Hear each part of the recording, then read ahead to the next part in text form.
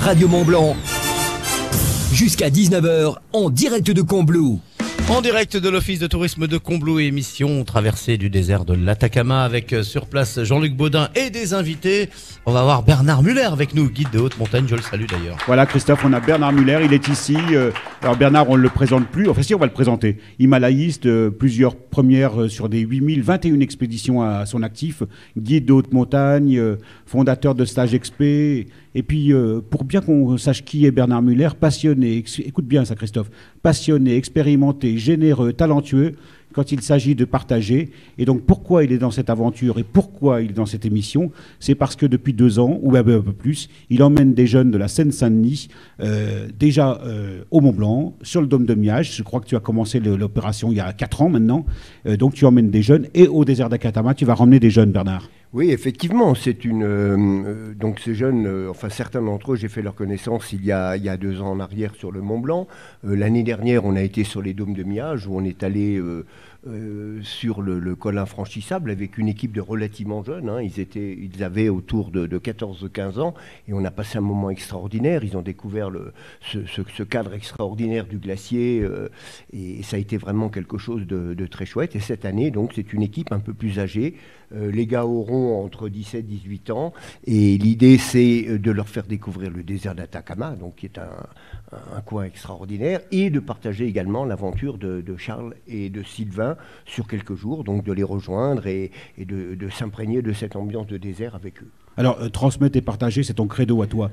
Mais transmettre à des jeunes qui sont, pour certains, on en parlera tout au long de la soirée, pour certains en difficulté. C'était difficile de les monter au sommet. C'est difficile de les préparer, de les initier à un défi comme celui-ci.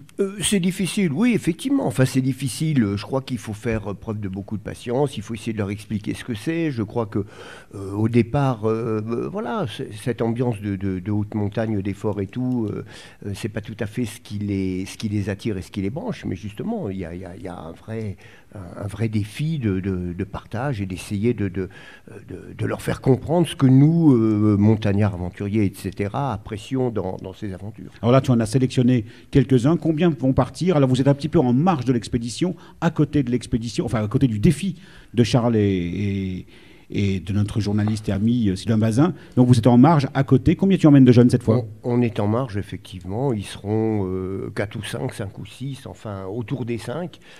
Et voilà, on va partir du nord du désert d'Atacama.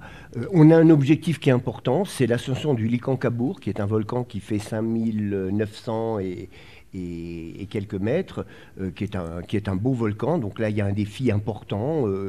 C'est déjà de la haute altitude, donc il va falloir les préparer, il va falloir qu'ils comprennent comment ça fonctionne. Il y a une part d'acclimatation qui est très importante.